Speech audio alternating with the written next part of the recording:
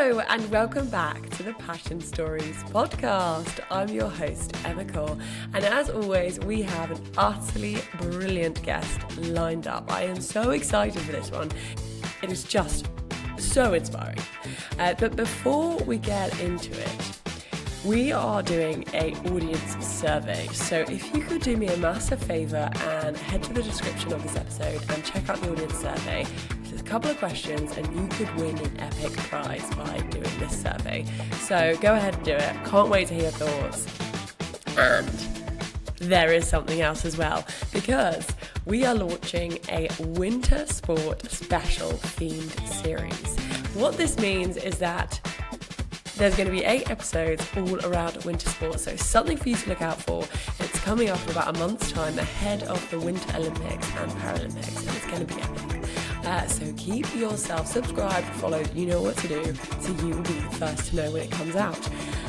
Now we're on to this week's guest. Excited to welcome to the podcast, Jesseca Furness. Jess is a presenter at the Running Channel, and what she's doing this year is an insanely inspiring challenge. This year, Jess set herself the challenge of running 42 marathons. Crazy.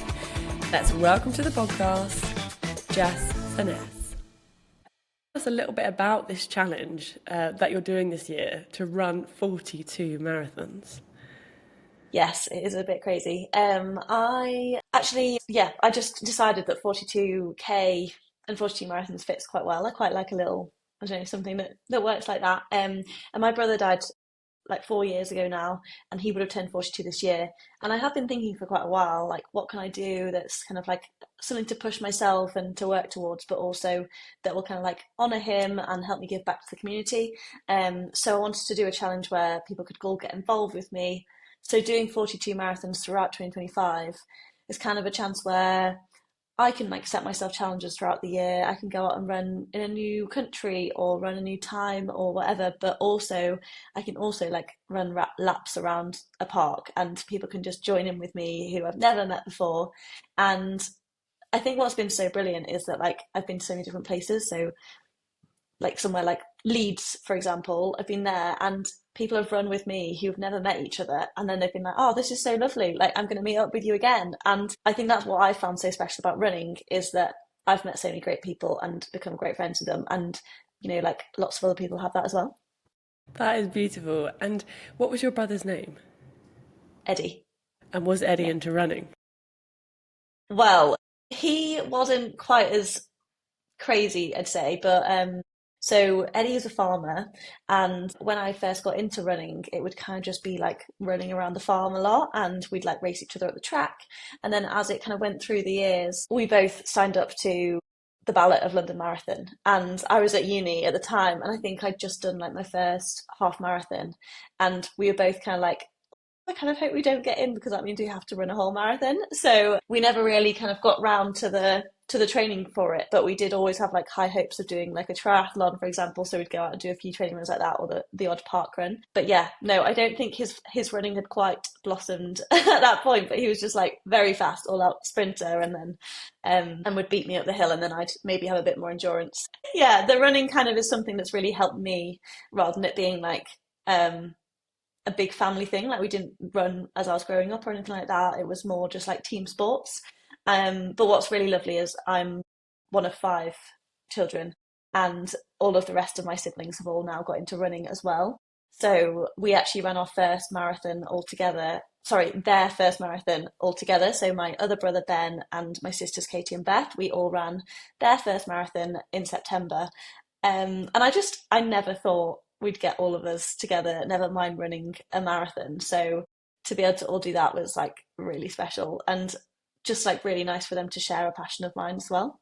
Yeah, that is so lovely. And what would Eddie say about you taking on this challenge? I mean, you'd probably think I'm crazy. Yeah, when I was at university, I actually studied nursing, and I had a bit of a rough first year of university because that was the year that my mum died, and my brother Eddie would like just, because he'd be working on the farm, whenever he had a moment, he'd just like ring me and catch up. And, you know, if I was driving somewhere, like between nurse visits or whatever, he'd always be that person to support me. And there was lots of times where I kind of felt like I might want to like drop out of uni, for example, or what was the right thing to do. And he'd always be kind of like the voice of reason, but also like encouraging me to do crazy things. So I think if he could say anything to me, he'd probably just keep ringing me up and checking I was actually okay, but like also encouraging me to do it because he was all up for crazy ideas. He was always a like go, go, go person that the sky's the limit. So I think he I think he'd be down. I think he'd be running a marathon with me. I love that. And, I'm guessing running all of these marathons is not exactly easy. When it gets tough, how do you push through it? I'm definitely someone who kind of like draws on energy from other people. So a big part of it has been that lots of people who've been so lovely have been supporting me, and whether that's there in person with me or kind of cheering on the sidelines or just messages. I think when it gets tough, that really helps me. So just like knowing everyone's there to support me. Like when it gets hard, people are always like, "Oh, aren't you tired? Aren't you sore?" And I'm like, "Yes, but I've got these amazing people around me who are keeping me going, which is helping me to keep smiling." So that's a big part of it. And the other part of it is that I definitely think that I'm sure lots of other people have found this who are like whose running journey started, I guess, through grief, is that the pain of running is kind of physical, whereas I think, you can kind of really draw on the experiences of that, like, well, the mental experiences I've been through were a lot tougher. So that's something that really keeps me going when it's hard. I kind of think, well, I've been through worse than this, so I know I can do it. I just need to go. Yeah, that's an amazing perspective to have. So, did your running journey, I guess, start with your mum sadly passing away? Or was it before then?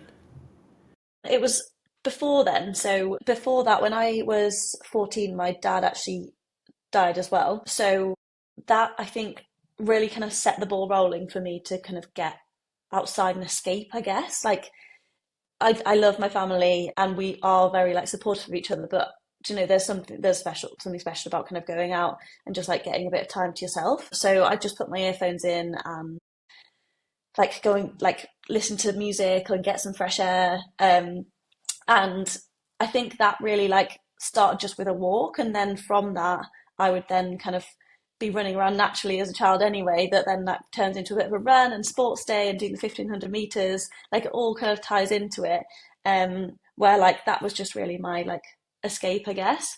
And it hasn't always been a positive thing. Like I think a lot of that looking back was very much a control thing, and trying to control what I ate and trying to control all my exercise. But I definitely think that then as time has gone on, I've set myself new goals of like signing up to a race, for example, especially once I got to university and my mum died as well. I think that's when I really needed to find something that would help me get through it. And that's, I guess, how my running developed from just like going out for a 3K plod or a 5K plod into setting myself goals of running a bit further or running faster. And through those goals for myself, I guess it's given me a healthier relationship with myself and my body, and kind of learning that I need to fuel in the right way to be able to achieve these goals really helps me to look after myself as well. And when I'm not feeling like I love myself loads, I then at least think, oh, well, I need to look after myself because I want to do well in this race. And I think that's a really positive thing that, like, having those targets helps us to kind of like really respect our bodies and what it can do for it as well. You mentioned earlier sort of like running and helping, how it helps with grief, because you're also raising money for Big Moose charity.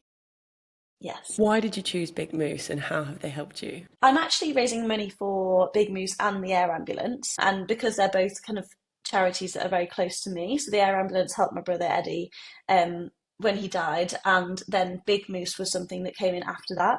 So I was very much someone that came from a family of probably don't really necessarily talk about all your feelings as much. Like my mum really struggled with opening up.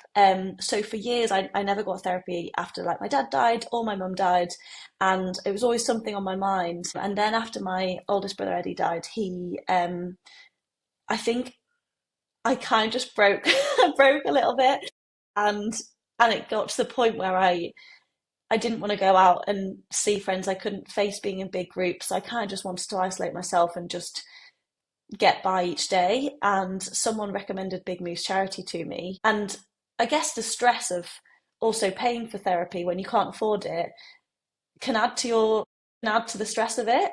So I think it's so incredible how like when you're literally at your lowest and you really need help, like Big Moose is there to provide a course of therapy for you. And they helped me get through that. And I recognized through that how much that helped me, and how, that you're not alone. There's like so many other people out there who are probably having similar experience to you. So I just really wanted to kind of like give back to Big Moose, raise money for them, but also just raise awareness that, there's so many helplines out there, so many channels that you can go down if you are struggling, that like there's no need for everyone to wait as long as I did to think, oh, I'm really at the like rock bottom now. Actually, just go out there. There's so many people that can help you, and Big Moose is such a lovely charity. They help so many people, and they keep sending me updates of how many people I've helped so far, and it's just so lovely to see that, like, all of these people can now be hopefully having their life changed from finding help. Yeah, it's absolutely incredible.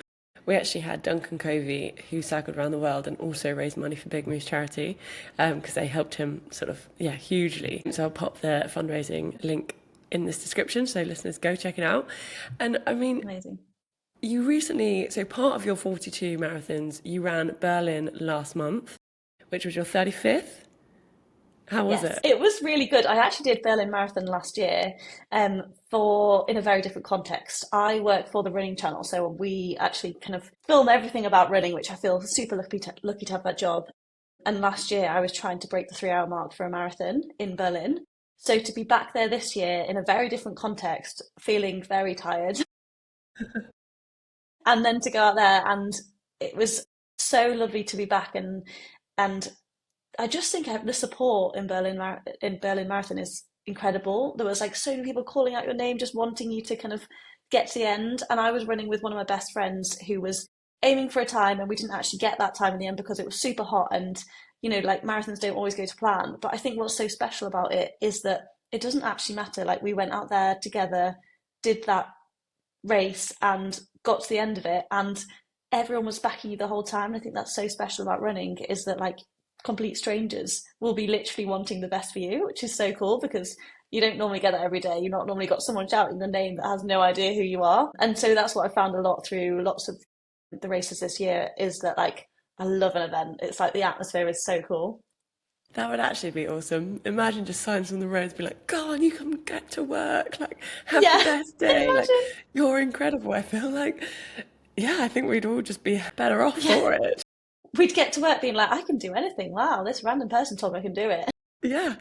There is definitely something about at an event when someone shouts your name and you've no idea who it is. Like, it's an incredible community. And I mean, you're obviously building an amazing community through getting people to come along with your marathons. Has there been one that's really stood out so far? Maybe the one with your siblings. Yeah, there are so many that stand out to me, and I kind of think back and think it's crazy to even think back to like, the first or second one where I thought I've got so many to go, and now I'm 6 to the end thinking, wow, I'm actually going to do this. This is great. And I think like there are the obvious ones, like the ones with my siblings is so special to me, and that was so lovely. And I think the one that I kind of want to probably mention is that I was doing 8 marathons in 8 days as part of this. Because unfortunately back in May I got injured. I spent a month off running. Like, there's been so many obstacles along the way that I didn't really think about. And I decided as part of that to do 8 marathons in 8 days. And there was a point where, middle of the week, so the fourth one in, I really had such a low day and was really struggling. And I just kind of thought, I don't know if I'm going to get through this week.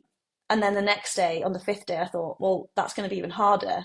But I drove up to Leeds, and the support there, I think because I had such a bad day the day before as well, but I got there was people waiting at the start line for me. Someone had made me a bracelet. There was someone cycling alongside me with snacks and drinks. And, like, there was just such a lovely group of people. And the fact that they all we got and went and had like a coffee and a croissant at the end, and they all were talking about meeting up afterwards, I think that's just really stuck with me, of how much of an impact that made. And it's really stuck with me of how everyone was so kind of generous in a city that I was kind of thinking, is there any point in me coming up here? Because it's not on the way of where I'm going. It's not like got any particular reason for me. I just wanted to kind of like go to different areas, and it actually ends up being one of the best ones. And yeah, I think that was just really a special one.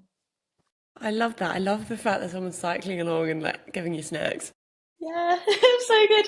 Honestly, this lady, Helen, actually ran 35K with me and made me this lovely bracelet that has my brother's initials on it, my initials, and then has 42 on it. And she was running 35K and she brought her husband along to cycle as a support vehicle. And I just thought, you guys are the dream team. That is serious dream team It was energy. very romantic. I did ask if I could, take him with me the rest of the week, but she Yeah, said can I yes, just but I borrow did him? think I felt a bit bad. Can I borrow your husband and you? I mean, you mentioned that you're obviously feeling a bit tired. You were injured in May. How have you been, I guess, fueling and training your body to do these 42 marathons? It's definitely been a learning curve along the way. And I think even for, I was lucky enough to get a coach for this year to help me, who's a good friend of mine. And, like it isn't going to be one that people have done. It's a bit of a random one, like 42 is a random number as well. So it has definitely been a bit of learning along the way situation and also kind of training along the way as well. So I was never going to be able to do like 35 marathons last year in the prep for it, for example.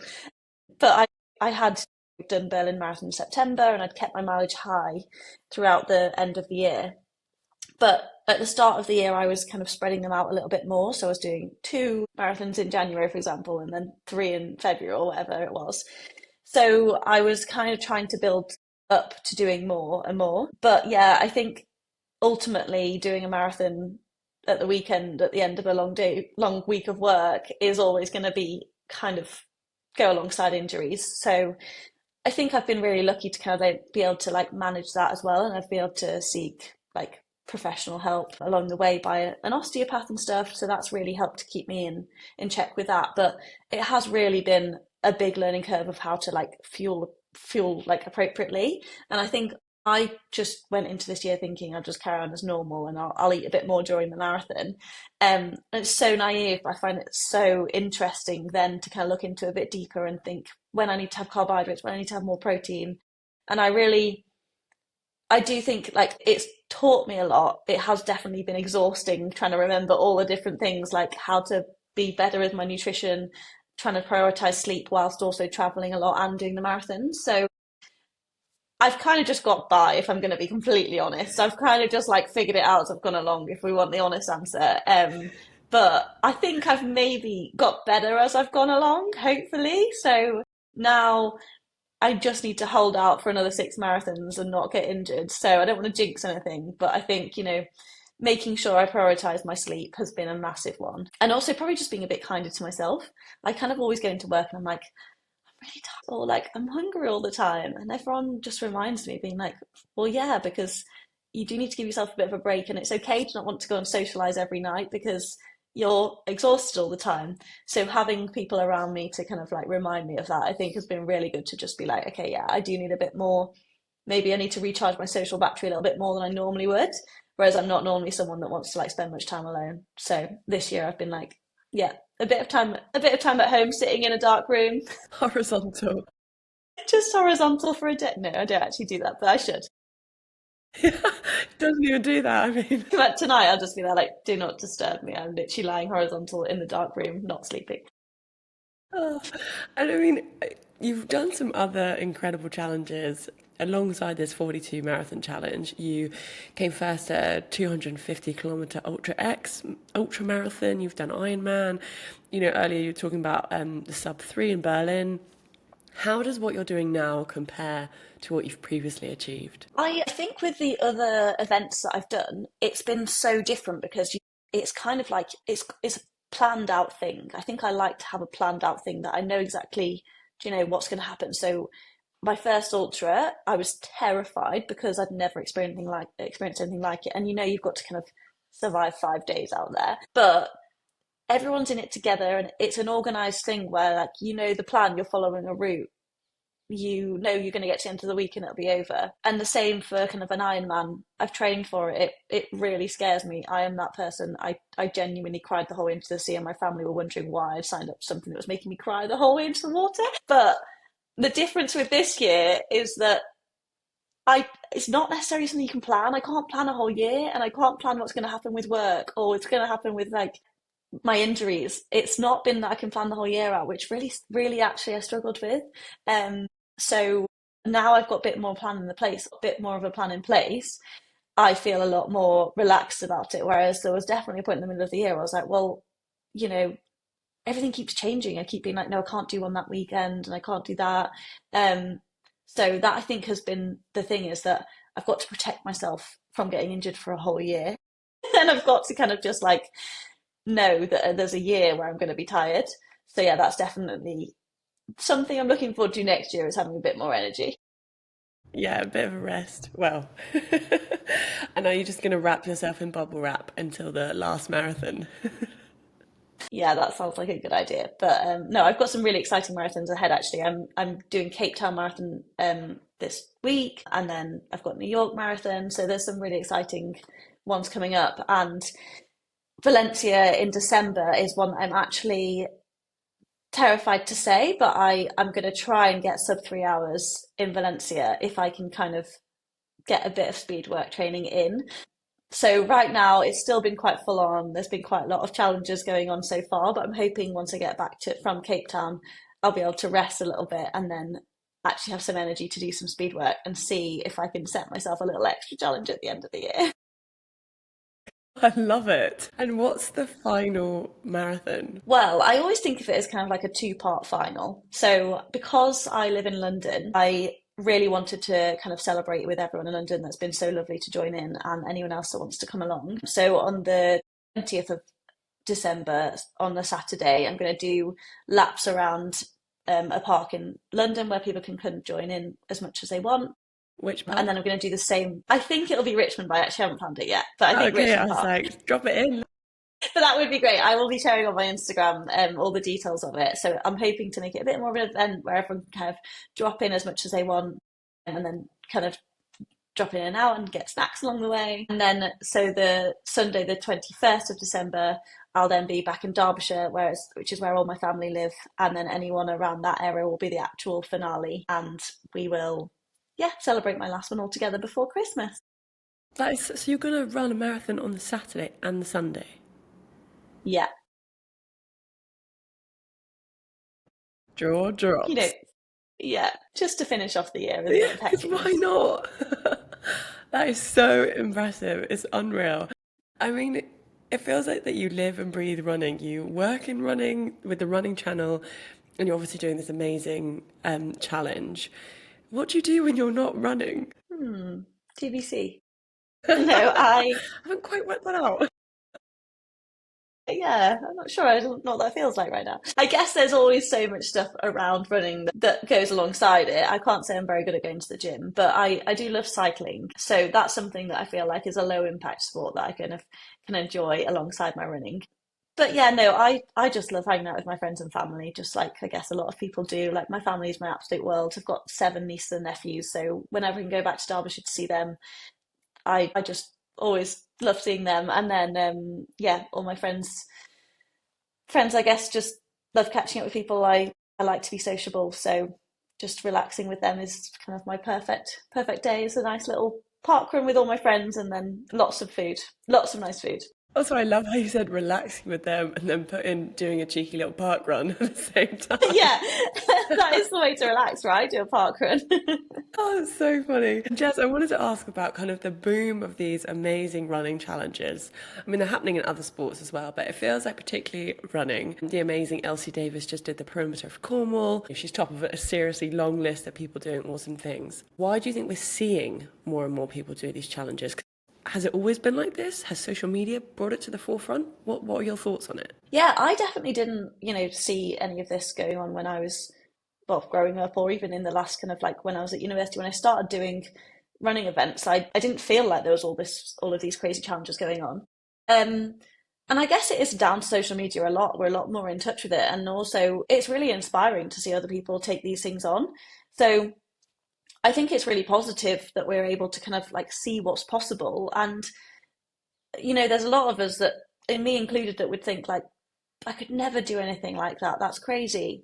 And that can limit us a lot. We think we can't possibly run 5 kilometers, but you can. You can do anything you set your mind to. So I'm not I'm not thinking that we should encourage everyone to go out and do these crazy challenges. Like I do think if you want to do a 5K, like that is a challenge in itself, and you should go out there and do that. But I think the positive of seeing this big boom is that we can see what's possible, and we can kind of believe in ourselves a little bit more, because if they can do it, like we're no different to each other. We can all do anything we want to. So I think that's the real positive thing about social media, is just encouraging each other and seeing these things that we wouldn't necessarily have thought to do before.